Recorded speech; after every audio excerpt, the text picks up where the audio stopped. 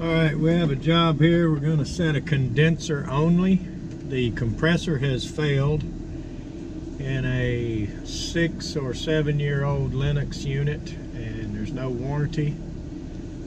And so we're just going to replace the whole condensing unit itself and not bother buying a compressor and putting it in the Linux unit. We're going to install a train condenser and get them some AC today. So let's go down here and take a look at it. Down the hill here, and I'm pretty sure it's going to be this one. It's the one that'll have the disconnect. Nope, that one was in.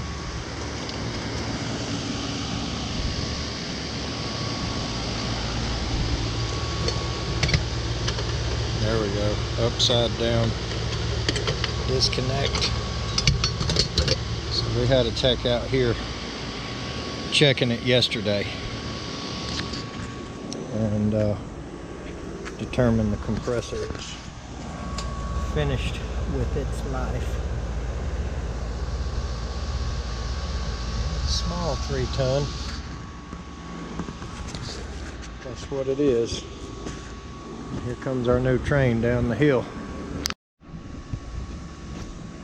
That does what?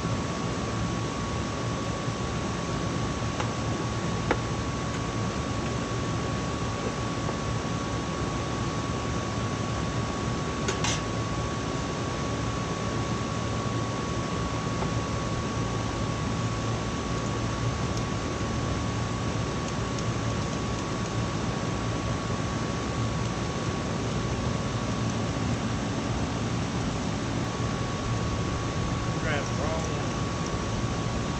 Getting 7/8.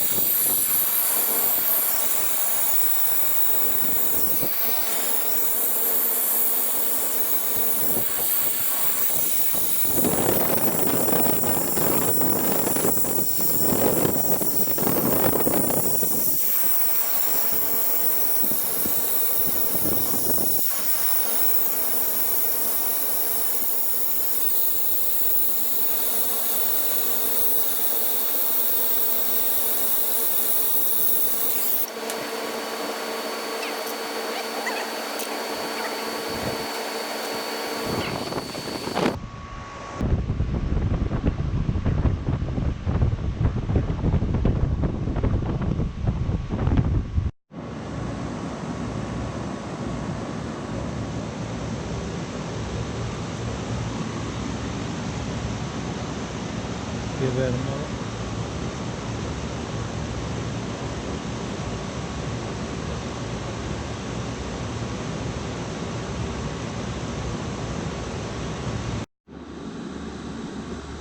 All right, we're going to do what I'll call a real world test on this field piece vacuum pump and these TruBlu evacuation kit hoses, and I'm going to show you how I got them hooked up. Let me get it cut on now. I've got the gas ballast open right now. I'm going to turn it on. Just a little bit, and I'm going to close that. Okay, now I've got the two hoses hooked straight to the field piece coming over here, hooking to these two core removal tools. Now the valve cores of course are out, and then as a charging tool and a micron gauge, I have the field piece hoses hooked into the side ports, which obviously have Schraders in them, so it's not gonna this is not a real high evacuation performance, but this is.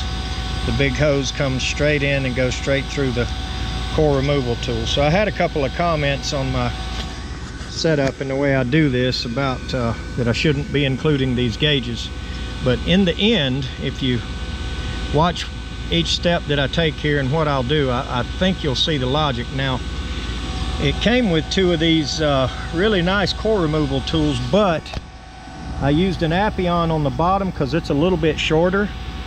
Not a lot, but it is a little bit shorter, and it kind of helped here with this clearance issue that we have on a train. Train doesn't make their valves real super easy to access or get to. So, you know, they're kind of tucked away, but nonetheless, you can see how that's hooked up, and these hoses here are really not interfering with the vacuum performance or the result of it. They're just reading for the micron gauge on the field piece S-Man, and also I will be able to shut these two valves off, which cuts off this end of it, unhook and take the vacuum away, and then I can go ahead and charge through the hoses that are already evacuated and pure and clean. So we're open on both valves of the gauge, which means we're evacuating the yellow hose too. We're already down under 1,000 microns, and let's pick back up here in just another minute or two and see where we're at. All right, right at 4 minutes, and we are down to 760. That's pretty good. We're gonna run it till we get to 500, and then we're gonna turn it loose and get these people some air.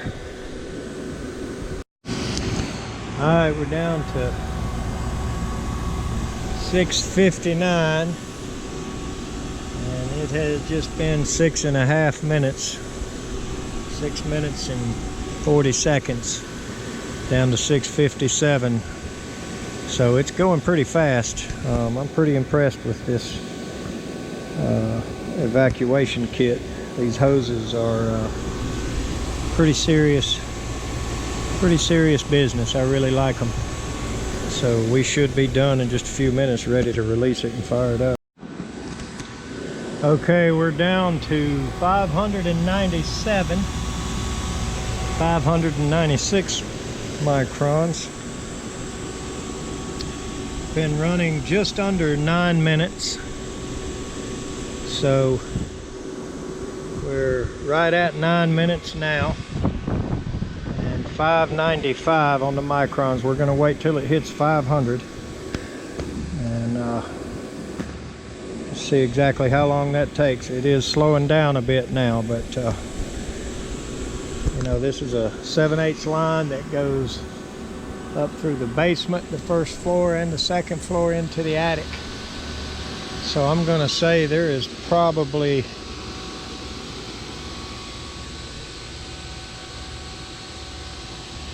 there's every bit of 25 from the unit to the attic. So it's probably about a 50-foot line, maybe a little over if I had to guess. Let's see where we're at in another couple of minutes. Okay, it's slowing down for sure. We're at 532 microns, approaching 12 minutes, 11:50. It's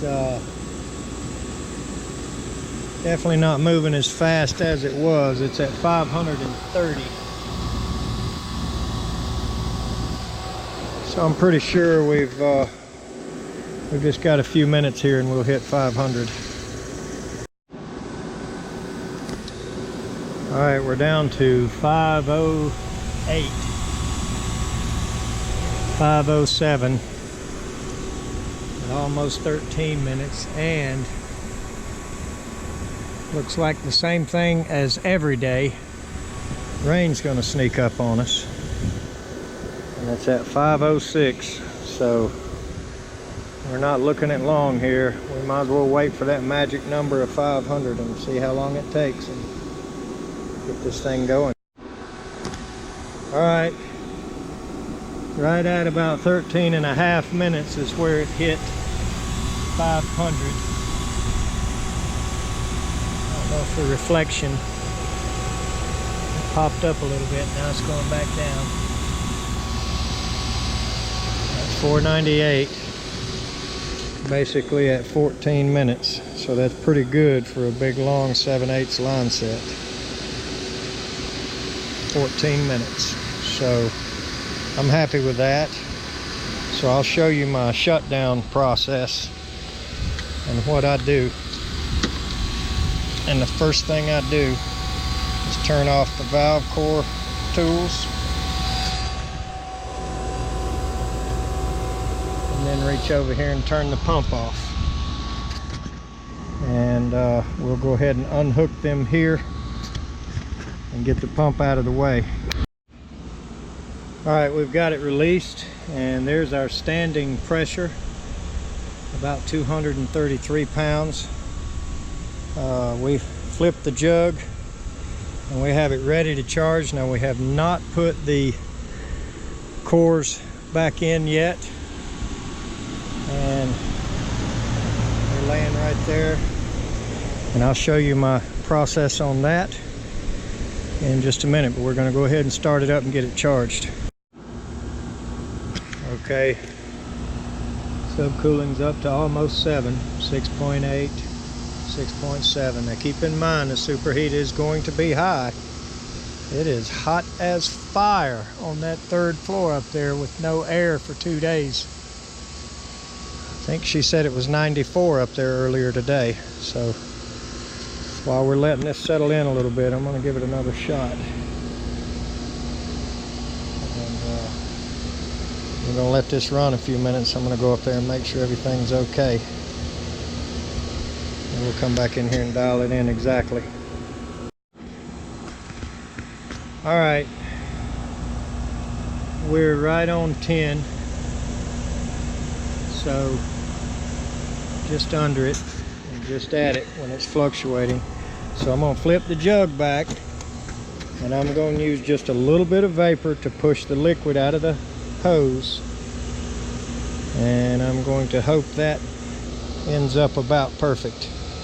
If we have to flip it back, we will, and do a little more, but I think we're going to be okay. Now I'm going to show you what I do to put these valve cores back in. Okay, we'll get situated here. All right, so what I've done is I've put the core back on the end of the stem and put this in, and it's just a hair loose. And I'm going to open the valve and let it leak just a little bit right there, and that ensures me I didn't add any oxygen to it. And boy, that pressure you can sure feel. So let me get that in. Okay, now as you can see, this one is open.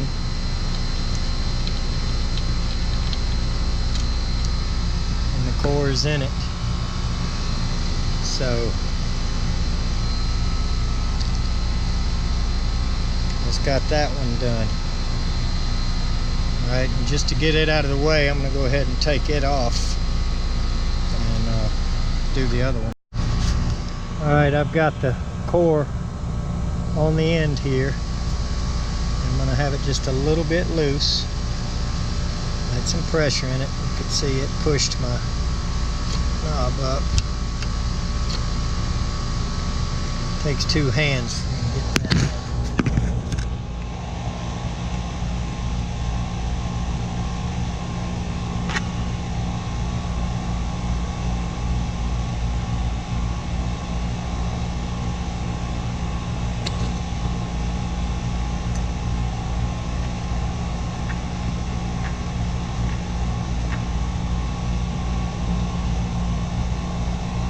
Okay.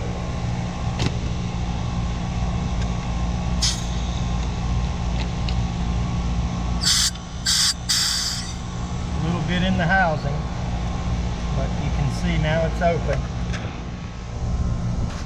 and not leaking. So I'm going to take that off. Alright, so we got the two core tools that came in the TruBlu set.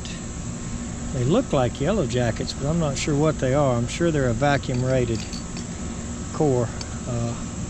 And the Appion I know is also a vacuum rated.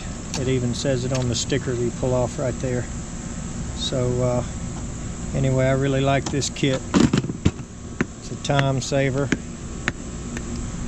That would have been every bit of a 45-minute vacuum, possibly longer. Alright, we're just above the target of 10 on subcooling. It's been fluctuating a little bit. Now it is an attic and it is a line that goes across the hot attic, so I don't mind it being on the high side. There is a good bit of line set length, and you can see the superheat came down nicely once it started to cool in the house.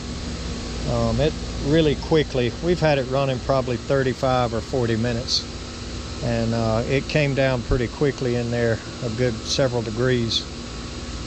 She said it was at 94 earlier today. I did not see that. I saw 89 when I went in just a few minutes ago, but it's doing pretty well and I'm happy with it. I did put the gauges back on just to give it another quick check after unhooking everything, but I believe we're in good shape. And I gave it one more little shot. As you can see, it still fluctuates a little bit down below the target. So I'm going to clear the hose one more time, and that's all we're going to put in it right there, and we should be good. Alright, and as everybody knows, train caps are just regular flare caps, so they're brass to brass. You don't ever want to leave those finger tight. They are not the thumb screw type. They don't have an O-ring, so you definitely want to crank those in case there's a little bit of Schrader leakage. So we're okay here, and we're going to leave it with them.